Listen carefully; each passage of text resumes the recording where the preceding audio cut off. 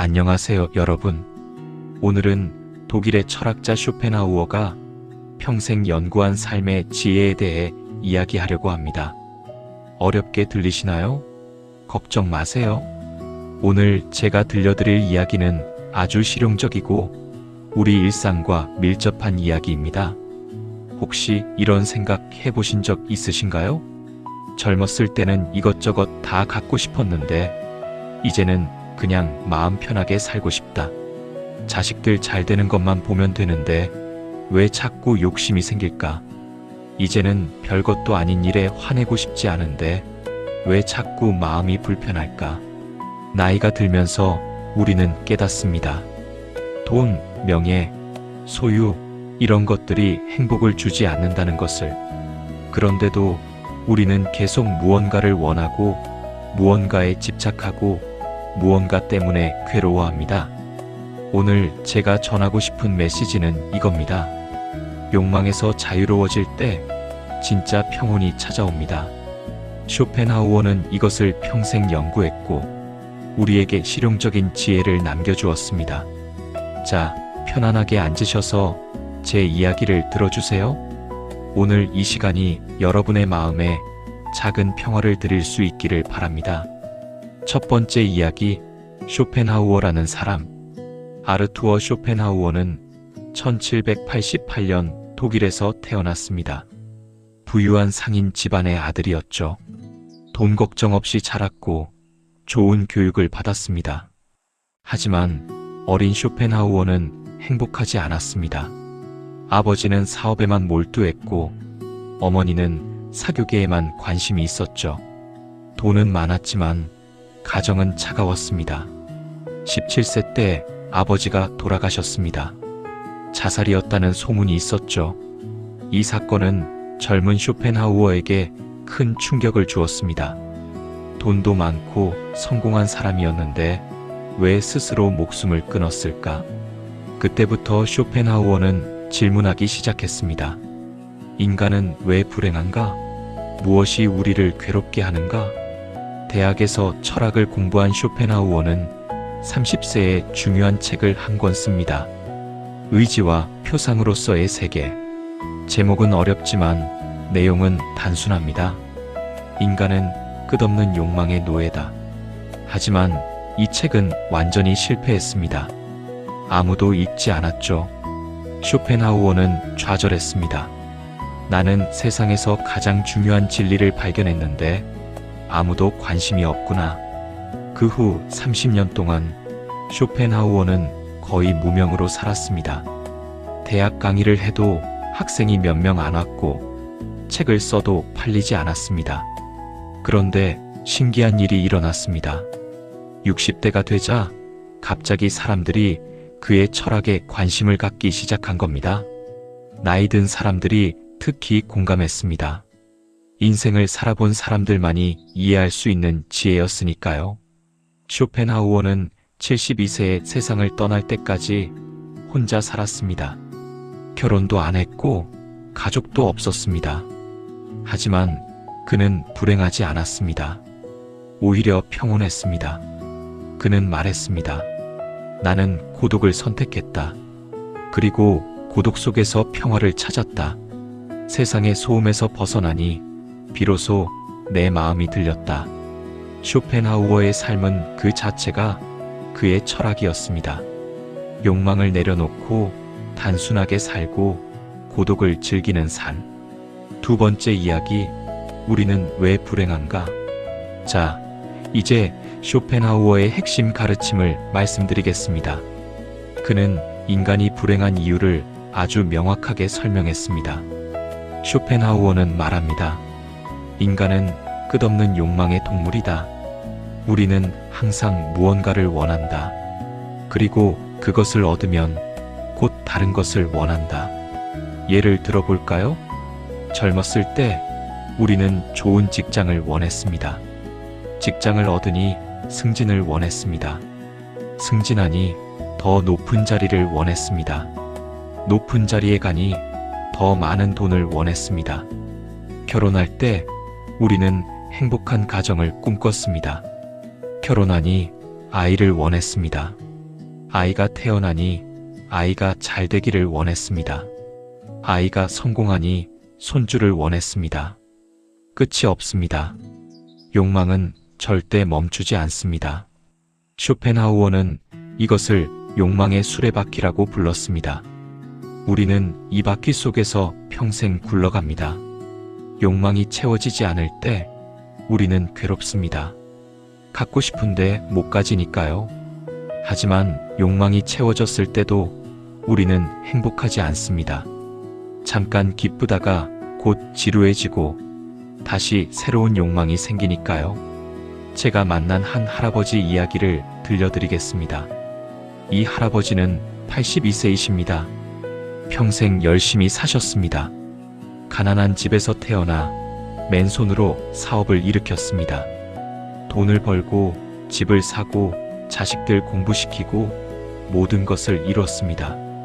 60세에 은퇴했을 때 할아버지는 이렇게 생각했습니다. 이제 행복할 거야. 이제 다 이뤘으니까. 하지만 이상했답니다. 행복하지 않았습니다. 뭔가 계속 허전했습니다. 그래서 더 큰 집으로 이사했습니다. 역시 잠깐 기뻤다가 다시 허전했습니다. 그래서 좋은 차를 샀습니다. 역시 잠깐 좋았다가 다시 공허했습니다. 그래서 해외여행을 다녔습니다. 역시 여행 중에는 좋았는데 집에 돌아오니 다시 공허했습니다. 할아버지는 혼란스러웠습니다. 나는 이제 다 가졌는데 왜 행복하지 않지? 어느 날 우연히 쇼펜하우어의 책을 읽게 되었습니다. 그리고 깨달았습니다. 아, 나는 평생 욕망의 수레바퀴를 굴려왔구나. 하나를 얻으면 다른 것을 원하고 또 얻으면 또 다른 것을 원하고 이 바퀴는 끝이 없구나. 쇼펜하우어는 말합니다. 욕망이 채워지는 것은 행복이 아니다. 그것은 잠깐의 만족일 뿐이다. 진짜 행복은 욕망에서 자유로워지는 것이다. 그렇다면 어떻게 욕망에서 자유로워질 수 있을까요? 쇼펜하우어는 세 가지 방법을 제시합니다. 세 번째 이야기, 첫 번째 방법 고독을 즐기기. 쇼펜하우어의 첫 번째 가르침은 고독입니다.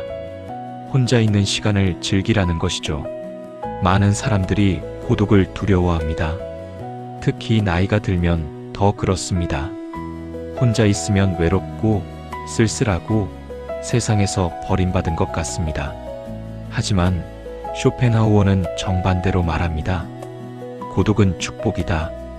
고독 속에서만 진정한 자유를 느낄 수 있다. 왜 그럴까요? 다른 사람들과 함께 있을 때 우리는 항상 신경을 씁니다. 저 사람이 나를 어떻게 볼까? 내가 뭐라고 말해야 할까? 저 사람 기분을 상하게 하면 어떡하지? 이것도 일종의 욕망입니다. 인정받고 싶은 욕망, 사랑받고 싶은 욕망, 무시당하지 않으려는 욕망. 이런 욕망들이 우리를 괴롭힙니다. 하지만 혼자 있을 때는 다릅니다. 아무도 나를 평가하지 않습니다. 아무것도 신경 쓸 필요가 없습니다. 나는 그냥 나일 뿐입니다. 한 할머니의 이야기를 들려드리겠습니다. 이 할머니는 75세이십니다. 평생 사람들에 둘러싸여 사셨습니다. 시댁 식구들, 남편, 자식들, 손주들. 항상 누군가를 챙기고 누군가 얼굴을 봐야 했습니다. 남편이 돌아가신 후 처음으로 혼자가 되었습니다. 처음 6개월은 정말 외로웠답니다. 집이 너무 조용하고 말할 사람도 없고 쓸쓸했습니다. 그런데 1년쯤 지나니 이상한 일이 일어났습니다. 혼자 있는 게 편해지기 시작한 겁니다. 아침에 일어나서 아무 말 안 해도 됩니다. 밥을 먹으며 TV를 봐도 아무도 뭐라고 안 합니다. 낮잠을 자고 싶으면 자고 산책을 가고 싶으면 갑니다. 가장 좋은 건 눈치 볼 필요가 없다는 겁니다. 시어머니 눈치, 남편 눈치, 자식들 눈치, 이제 그런 거 안 봐도 됩니다. 할머니가 말씀하셨습니다.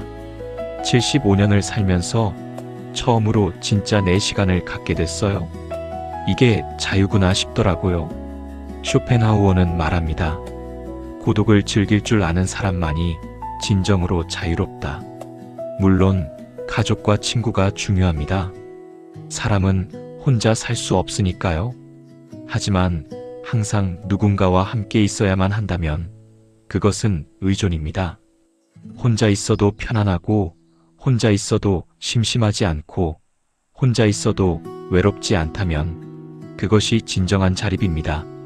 쇼펜하우어는 혼자 책을 읽고, 혼자 산책하고, 혼자 생각하며 살았습니다. 그리고 그는 말했습니다. 나는 내 인생에서 가장 좋은 시간들을 모두 혼자서 보냈다. 한 할아버지가 이렇게 말씀하셨습니다. 젊었을 때는 친구가 많은 게 자랑이었는데 이제는 혼자 있는 게 편해요. 사람들과 만나면 기쁘지만 혼자 있어도 전혀 불행하지 않아요. 이게 나이가 준 선물인 것 같아요. 네 번째 이야기, 두 번째 방법, 단순하게 살기. 쇼펜하우어의 두 번째 가르침은 단순함입니다. 소유를 줄이고 욕심을 줄이고 복잡한 것을 줄이라는 것이죠. 현대인들은 너무 많은 것을 가지고 있습니다. 집에는 물건들이 넘쳐납니다. 옷장에는 입지도 않는 옷들이 가득합니다. 창고에는 언젠가 쓸 거라고 모아둔 물건들이 쌓여 있습니다. 그런데 신기한 게 있습니다. 물건이 많을수록 우리는 더 괴롭습니다. 정리해야 하고, 관리해야 하고, 찾아야 하고, 신경 써야 합니다. 쇼펜하우어는 말합니다. 소유는 자유를 빼앗는다. 우리가 물건을 소유하는 게 아니라 물건이 우리를 소유한다. 한 할머니의 이야기를 들려드리겠습니다. 이 할머니는 79세이십니다. 큰 아파트에서 수십 년을 사셨습니다. 남편과 자식 셋을 키우며 온갖 물건들을 모았습니다. 식기, 이불, 옷, 가구, 책, 장난감, 추억의 물건들. 방마다 물건이 가득했습니다. 창고도 가득, 다락방도 가득, 심지어 베란다까지 물건으로 꽉 찼습니다. 남편이 돌아가시고 자식들이 다 떠난 후 할머니는 혼자가 되었습니다. 그런데 이 큰 집이 부담이 되기 시작했습니다. 청소하는 것도 힘들고, 물건 정리하는 것도 힘들고, 이것저것 찾는 것도 힘들었습니다. 게다가 물건들을 보면 자꾸 과거 생각이 나서 슬펐습니다. 어느 날 할머니는 결심했습니다. 작은 집으로 이사 가자. 그리고 물건을 줄이자. 자식들을 불러서 가져갈 물건은 가져가라고 했습니다. 나머지는 기부하거나 버렸습니다. 50년 동안 모은 물건의 80%를 정리했습니다. 그리고 작은 원룸 아파트로 이사했습니다. 침대, 작은 식탁, 의자 2개, 옷 몇 벌, 책 몇 권. 이게 전부였습니다. 자식들이 걱정했습니다. 엄마, 너무 작은 거 아니에요? 불편하시겠어요?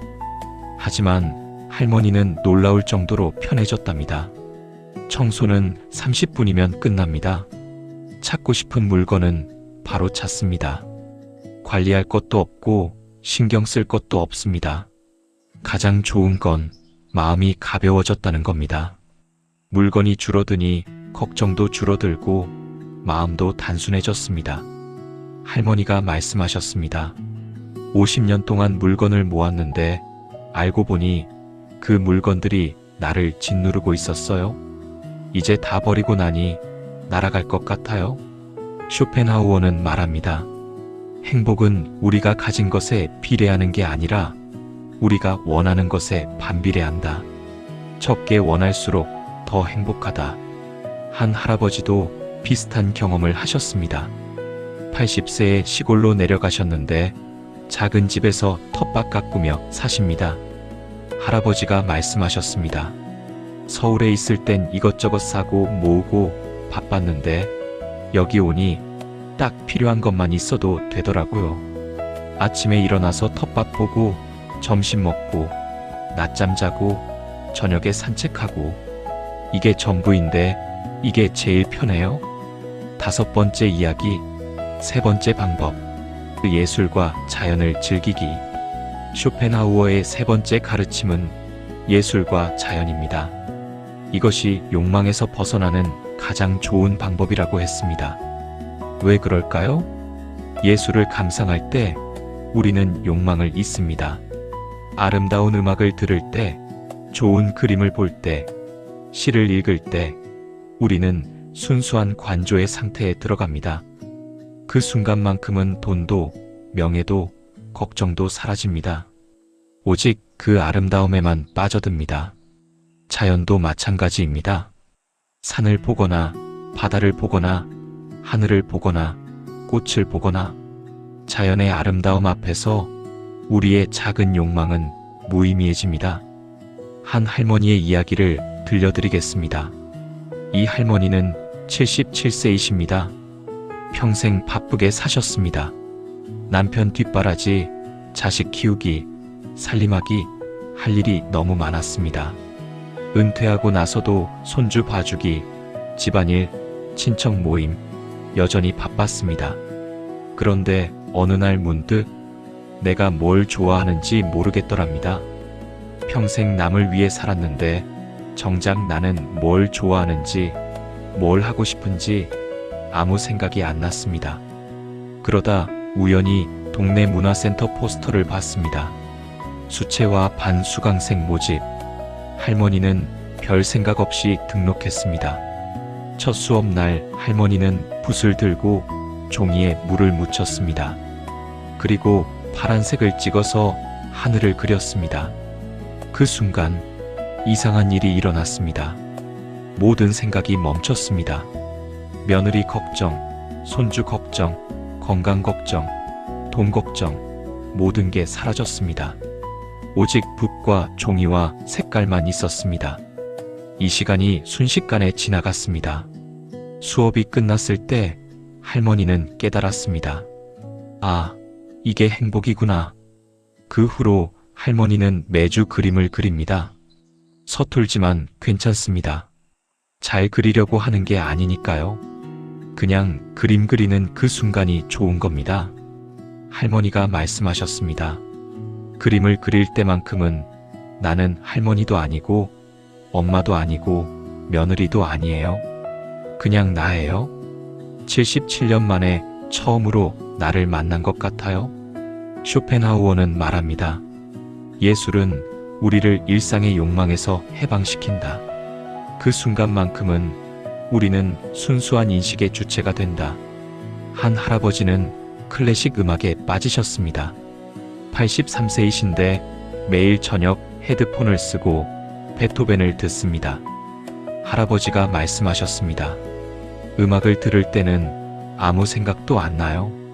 몸이 아픈 것도 외로운 것도 다 잊어버려요. 그냥 음악 속에 빠져 있어요. 이게 명상인가 봐요. 자연도 마찬가지입니다. 한 할머니는 매일 아침 공원을 산책합니다.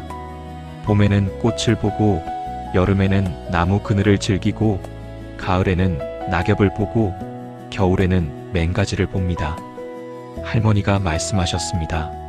자연을 보면 내 걱정이 얼마나 작은지 깨달아요. 저 나무는 수백 년을 살았는데 나의 걱정거리는 고작 몇 년 일일 뿐이잖아요.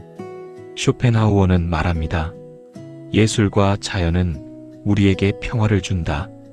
돈도 안 들고 노력도 필요 없고 그냥 감상하기만 하면 된다. 여섯 번째 이야기, 욕망을 구별하기. 쇼펜하우어는 모든 욕망을 버리라고 한 게 아닙니다. 그는 욕망을 세 가지로 구별했습니다. 첫째, 자연적이고 필요한 욕망입니다. 먹고, 자고, 따뜻하게 지내고, 건강하게 지내는 것. 이런 욕망은 당연합니다. 이것은 채워야 합니다. 둘째, 자연적이지만 필요하지 않은 욕망입니다. 맛있는 음식, 좋은 옷, 편한 집. 이런 욕망은 있어도 괜찮지만 집착하면 안 됩니다. 셋째, 자연적이지도 않고 필요하지도 않은 욕망입니다. 명예, 권력, 남들보다 잘 살기, 남들에게 인정받기. 이런 욕망이 우리를 가장 괴롭게 합니다. 한 할아버지의 이야기를 들려드리겠습니다. 이 할아버지는 84세이십니다. 은퇴 전에는 대학 교수셨습니다. 사람들이 할아버지를 존경했고 학생들이 따랐고 사회적 지위가 높았습니다. 은퇴하고 나니 모든 게 사라졌습니다. 아무도 할아버지를 교수님이라고 부르지 않았습니다. 전화도 뜸해졌고 초대도 줄었습니다. 할아버지는 무척 괴로웠습니다. 나는 이제 쓸모없는 사람이구나. 아무도 나를 존경하지 않는구나. 그러다 쇼펜하우어의 책을 읽게 되었습니다. 그리고 깨달았습니다. 내가 괴로운 건 먹을 게 없어서도 아니고 잠잘 곳이 없어서도 아니고 아픈 것도 아니야. 인정받고 싶은 욕망, 존경받고 싶은 욕망 때문이야. 이건 자연적인 욕망도 아니고 필요한 욕망도 아니야. 할아버지는 생각을 바꾸기 시작했습니다. 나는 지금 배고프지 않아. 따뜻한 집이 있어. 건강도 괜찮아. 사실 나는 이미 충분히 가진 거야. 그런데 왜 남들의 시선 때문에 괴로워해야 하지? 그날부터 할아버지는 달라졌습니다. 사람들이 자신을 어떻게 보든 신경 쓰지 않기로 했습니다. 대신 하고 싶은 것을 하기로 했습니다. 평생 하고 싶었던 등산을 시작했습니다. 아무도 안 봐도 인정 안 해줘도 괜찮았습니다. 산을 오르는 것 자체가 좋았으니까요. 할아버지가 말씀하셨습니다.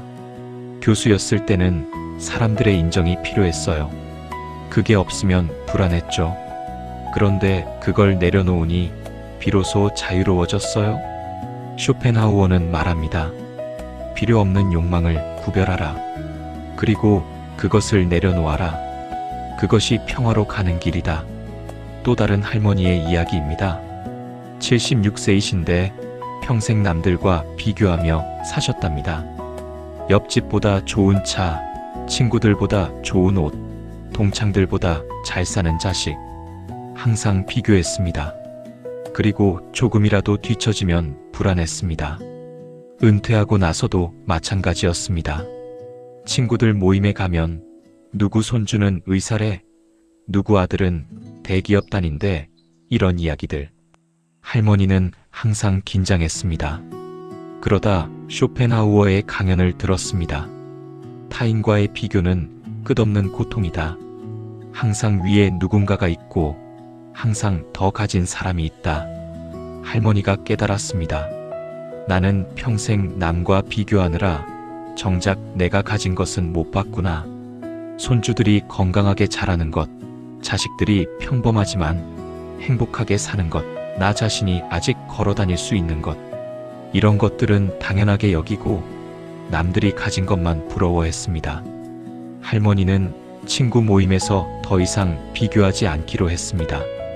누가 자랑해도 아, 그렇구나 하고 넘어갔습니다. 내 이야기를 할 필요도 자랑할 필요도 없었습니다. 신기하게도 마음이 편해지더랍니다. 친구들 만나는 게 이제는 즐겁습니다. 경쟁하는 게 아니라 그냥 수다 떠는 시간이 됐으니까요. 할머니가 말씀하셨습니다. 76년 동안 남들 눈치 보며 살았는데 이제야 내 인생을 사는 것 같아요. 7번째 이야기, 시간을 낭비하지 않기. 쇼펜하우어는 시간에 대해서도 중요한 가르침을 줍니다. 특히 나이가 든 우리에게 꼭 필요한 이야기입니다. 쇼펜하우어는 말합니다. 시간은 우리가 가진 가장 귀한 것이다. 돈은 다시 벌 수 있지만 시간은 절대 되돌릴 수 없다. 나이가 들면 시간의 소중함을 더 절실하게 느낍니다. 앞으로 남은 시간이 많지 않다는 것을 알기 때문입니다. 그런데 우리는 어떻게 시간을 쓰고 있을까요? 쇼펜하우어는 3가지 시간 낭비를 경고합니다. 첫째, 쓸데없는 걱정에 시간을 쓰는 것입니다. 일어나지도 않은 일을 걱정하고 바꿀 수 없는 과거를 후회하고 통제할 수 없는 미래를 불안해합니다. 이것이 가장 큰 시간 낭비입니다. 한 할아버지가 말씀하셨습니다. 80평생 살면서 걱정한 것의 90%는 실제로 일어나지 않았어요. 그 시간에 산책이나 더 할 걸 그랬어요. 둘째, 의미 없는 인간관계에 시간을 쓰는 것입니다. 쇼펜하우어는 아주 직설적으로 말합니다. 어리석은 사람들과의 대화는 시간 낭비다. 물론 모든 사람과 단절하라는 게 아닙니다. 하지만 나이가 들면 관계를 정리할 필요가 있습니다. 진짜 나를 이해해주는 사람, 함께 있으면 편한 사람, 서로 도움이 되는 사람, 이런 사람들과의 시간은 소중합니다. 하지만 의무감으로 만나는 사람, 만나면 피곤한 사람, 자꾸 비교하게 되는 사람, 이런 관계는 과감히 줄여도 됩니다. 한 할머니가 말씀하셨습니다. 젊었을 때는 친구가 많은 게 자랑이었는데 지금은 진짜 친구 두세 명이면 충분해요. 질이 양보다 중요하더라고요. 셋째, 남의 일에 간섭하느라 시간을 쓰는 것입니다. 나이가 들면 자꾸 자식들, 일, 손주들 일에 끼어들고 싶습니다.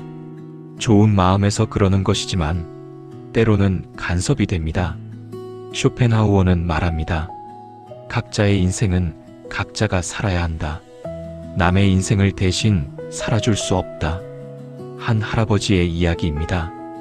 이 할아버지는 85세이신데 아들 부부의 육아 방식이 마음에 안 들었습니다. 애를 너무 자유롭게 키운다. 공부를 안 시킨다. 버릇이 없다. 매번 아들한테 전화해서 이래라 저래라 했습니다. 아들은 처음엔 내내 하고 듣다가 나중엔 전화를 잘 안 받더랍니다. 할아버지는 섭섭했습니다. 그러다 문득 깨달았습니다. 나는 왜 남의 인생에 이렇게 신경을 쓰지? 내 인생도 바쁜데. 할아버지는 간섭을 멈췄습니다. 대신 자기 할 일을 찾았습니다. 오랫동안 미뤄왔던 자서전 쓰기를 시작했습니다. 신기하게도 할아버지가 간섭을 멈추자 아들이 다시 전화하기 시작했습니다. 이제는 서로 편하게 대화합니다. 할아버지가 말씀하셨습니다. 남의 인생 걱정할 시간에 내 인생이나 잘 마무리하는 게 낫더라고요. 쇼펜하우어는 말합니다. 남은 시간을 현명하게 써라. 의미 있는 일에, 즐거운 일에, 평화로운 일에 시간을 써라. 8번째 이야기, 고통을 대하는 태도. 쇼펜하우어는 인생은 고통이라고 말했습니다. 이게 비관적으로 들릴 수 있지만 사실은 현실적인 이야기입니다. 나이가 들면 고통은 피할 수 없습니다. 몸이 아프고 친구가 떠나고 죽음이 가까워집니다. 이것은 누구도 피할 수 없는 현실입니다. 그런데 쇼펜하우어는 중요한 것을 알려줍니다. 고통을 어떻게 대하느냐가 중요하다는 것입니다. 첫째, 고통을 당연하게 받아들이는 것입니다. 많은 사람들이 고통을 겪으면 이렇게 생각합니다. 왜 나한테만 이런 일이? 내가 뭘 잘못했기에? 하지만 쇼펜하우어는 말합니다. 고통은 인생의 일부다. 특별한 이유가 없다. 모든 사람이 고통을 겪는다. 한 할머니의 이야기입니다. 이 할머니는 78세에 남편을 잃었습니다. 50년을 함께 산 남편이었습니다. 처음 1년은 정말 힘들었습니다. 왜 우리 남편만? 왜 이렇게 빨리? 다른 사람들은 90세까지 사는데 왜 우리 남편은? 그러다 쇼펜하우어의 책을 읽었습니다. 죽음은 모든 사람에게 온다. 빠르거나 늦거나의 차이일 뿐이다. 할머니가 생각을 바꿨습니다. 남편의 죽음은 특별한 불행이 아니야. 모든 사람이 죽어. 나도 언젠가 죽을 거야. 이것은 자연의 순리야. 이렇게 생각하니 조금 마음이 편해졌습니다. 남편이 안 그립지는 않지만 왜 하필 나한테라는 생각은 사라졌습니다. 둘째, 고통과 싸우지 않는 것입니다. 많은 사람들이 고통을 거부합니다. 이게 현실이 아니라고, 받아들일 수 없다고 저항합니다. 하지만 저항할수록 더 괴롭습니다. 쇼펜하우어는 말합니다. 고통을 인정하라. 싸우지 말고 있는 그대로 받아들여라. 한 할아버지는 82세에 암 진단을 받았습니다. 처음엔 부정했습니다. 이건 오진이야. 다시 검사해봐야 해. 하지만 검사 결과는 같았습니다. 할아버지는 화가 났습니다. 왜 나한테 이런 일이? 나는 평생 담배도 안 피웠는데. 몇 달을 화내고 우울해하고 세상을 원망했습니다. 하지만 병은 나아지지 않았고 마음만 더 괴로웠습니다. 어느 날 쇼펜하우어의 글을 읽었습니다. 고통과 싸우는 것은 바람과 싸우는 것과 같다. 바람을 막을 수 없듯이 고통도 막을 수 없다. 할아버지가 마음을 바꿨습니다. 그래, 나는 암에 걸렸어. 이것은 현실이야. 싸워봤자 소용없어. 받아들이자. 신기하게도 받아들이니 마음이 편해졌습니다. 병은 그대로지만 마음은 평화로워졌습니다. 그리고 남은 시간을 의미 있게 쓰기로 했습니다. 할아버지가 말씀하셨습니다. 병과 싸우느라 에너지를 다 썼는데 받아들이고 나니 그 에너지를 다른 곳에 쓸 수 있게 됐어요. 셋째, 고통 속에서도 작은 기쁨을 찾는 것입니다. 쇼펜하우어는 말합니다. 인생은 고통이지만 그 사이사이에 작은 기쁨들이 있다. 그 기쁨들을 놓치지 마라. 한 할머니는 관절염으로 고생하십니다. 걷기도 힘들고 계단 오르기는 더 힘듭니다. 하지만 할머니는 말씀하십니다.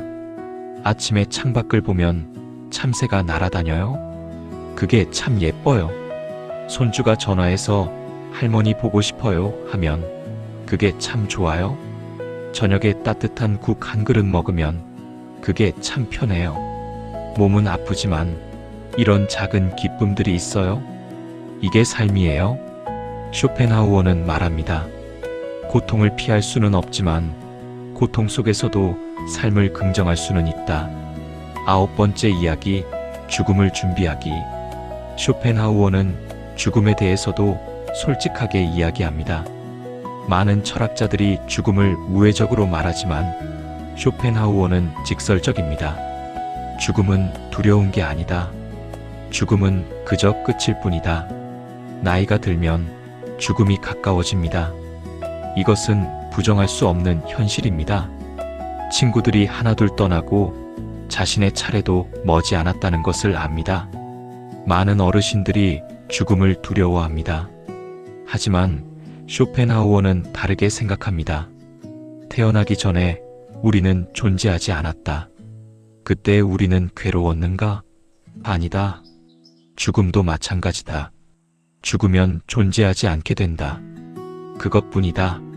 한 할아버지의 이야기입니다. 이 할아버지는 88세이십니다. 언제 돌아가셔도 이상하지 않은 나이죠. 할아버지는 죽음이 두렵지 않다고 하십니다. 왜냐하면 준비가 되어 있으니까요. 할아버지는 매일 아침 이렇게 생각한답니다. 오늘이 마지막 날일 수도 있어. 그렇다면 오늘 무엇을 할까? 그래서 매일을 의미 있게 삽니다.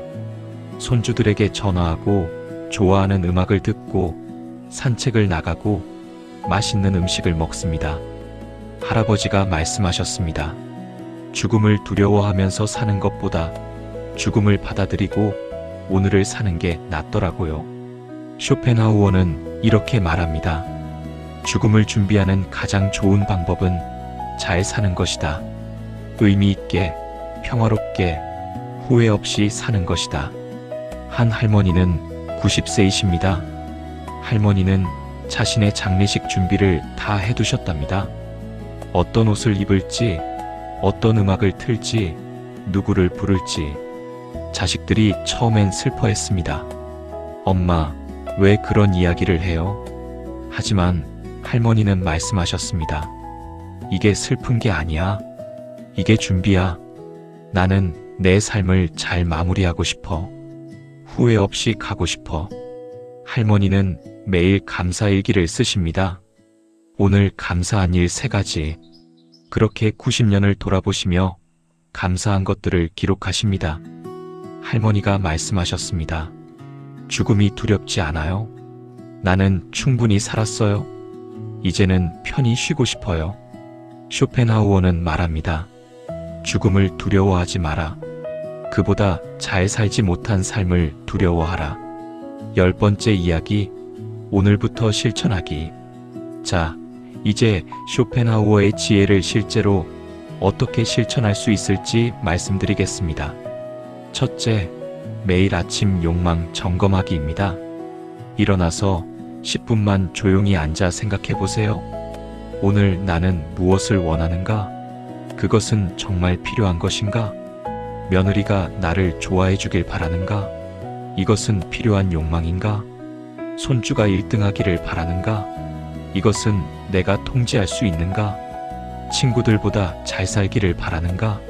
이것이 나를 행복하게 하는가? 이렇게 욕망을 점검하다 보면 불필요한 욕망들이 보입니다. 그리고 그것을 내려놓을 수 있습니다. 둘째, 하루에 1시간 혼자 있기입니다. 고독을 연습하세요. 아무것도 안 해도 됩니다. 그냥 혼자 앉아 있거나 산책하거나 창밖을 보거나. 처음엔 불편할 겁니다. 뭔가 해야 할 것 같고 누군가와 있어야 할 것 같습니다. 하지만 계속 연습하면 혼자 있는 게 편해집니다. 셋째, 물건 줄이기입니다. 매주 하나씩 버리세요. 안 입는 옷, 안 쓰는 그릇, 필요 없는 장식품 하나씩 정리하세요. 물건이 줄어들수록 마음이 가벼워집니다. 소유가 줄어들수록 자유가 늘어납니다. 넷째, 예술이나 자연을 즐기는 시간 만들기입니다. 일주일에 한 번 음악을 듣거나 그림을 그리거나 공원을 산책하세요. 순수하게 즐기는 시간. 아무 목적 없이 그냥 즐기는 시간. 이 시간만큼은 모든 걱정을 내려놓으세요. 오직 그 순간에만 집중하세요. 다섯째, 관계 정리하기입니다. 용기를 내세요. 피곤한 관계는 과감히 줄이세요. 의무감으로 만나는 모임, 스트레스 받는 친구, 이런 관계는 정리해도 됩니다. 대신 진짜 편한 사람들과 깊은 관계를 만드세요. 양보다 질입니다. 여섯째, 감사일기 쓰기입니다. 매일 저녁, 오늘 감사한 일 3가지를 쓰세요. 아주 작은 것도 괜찮습니다. 아침에 햇살이 따뜻했던 것, 점심이 맛있었던 것, 손주 목소리를 들은 것, 이런 작은 것들. 감사하는 마음이 커지면 욕망하는 마음이 줄어듭니다. 일곱째, 하루를 마지막인 것처럼 살기입니다. 매일 아침 이렇게 생각해 보세요. 오늘이 내 인생의 마지막 날이라면 어떻게 살까? 그렇게 생각하면 쓸데없는 일에 시간을 낭비하지 않게 됩니다. 정말 중요한 것, 정말 하고 싶은 것에 집중하게 됩니다. 자, 긴 이야기를 여기까지 들어주셔서 정말 감사합니다. 오늘 우리가 배운 쇼펜하우어의 지혜 정리해 볼까요? 첫째, 우리는 끝없는 욕망의 수레바퀴를 돌리며 살아왔습니다.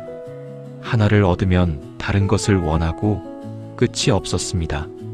둘째, 진짜 행복은 욕망이 채워지는 게 아니라 욕망에서 자유로워지는 것입니다. 셋째, 고독을 즐기고 단순하게 살고 예술과 자연을 즐기면 욕망에서 벗어날 수 있습니다. 넷째, 필요 없는 욕망을 구별하고 그것을 내려놓아야 합니다. 특히 인정받고 싶은 욕망, 남과 비교하는 욕망을 내려놓아야 합니다. 다섯째, 시간은 귀합니다. 쓸데없는 걱정, 의미 없는 관계, 남의 일 간섭에 시간을 낭비하지 마세요. 여섯째, 고통은 인생의 일부입니다. 싸우지 말고 받아들이세요. 그리고 고통 속에서도 작은 기쁨을 찾으세요. 일곱째, 죽음을 두려워하지 마세요. 그보다 잘 살지 못한 삶을 두려워하세요. 쇼펜하우어는 말했습니다. 인생은 고통이다. 하지만 욕망을 내려놓으면 그 고통은 평온으로 바뀐다. 여러분은 평생 열심히 사셨습니다. 가족을 위해, 자식을 위해, 남을 위해 희생하셨습니다. 이제는 욕망을 내려놓을 때입니다. 더 많이 가지려고 하지 마세요. 더 인정받으려고 하지 마세요. 더 남들보다 잘 살려고 하지 마세요. 그냥 오늘을 사세요. 단순하게, 평온하게, 감사하게. 쇼펜하우어의 마지막 말로 오늘 영상을 마치겠습니다. 행복은 우리가 얻은 것이 아니라 우리가 내려놓은 것에서 온다. 긴 영상 끝까지 봐주셔서 감사합니다. 오늘 하루 작은 욕망 하나를 내려놓으며 평화로운 하루 보내시길 바랍니다. 구독과 좋아요는 큰 힘이 됩니다. 댓글로 여러분의 이야기도 들려주세요. 다음 영상에서 또 만나 뵙겠습니다. 건강하세요.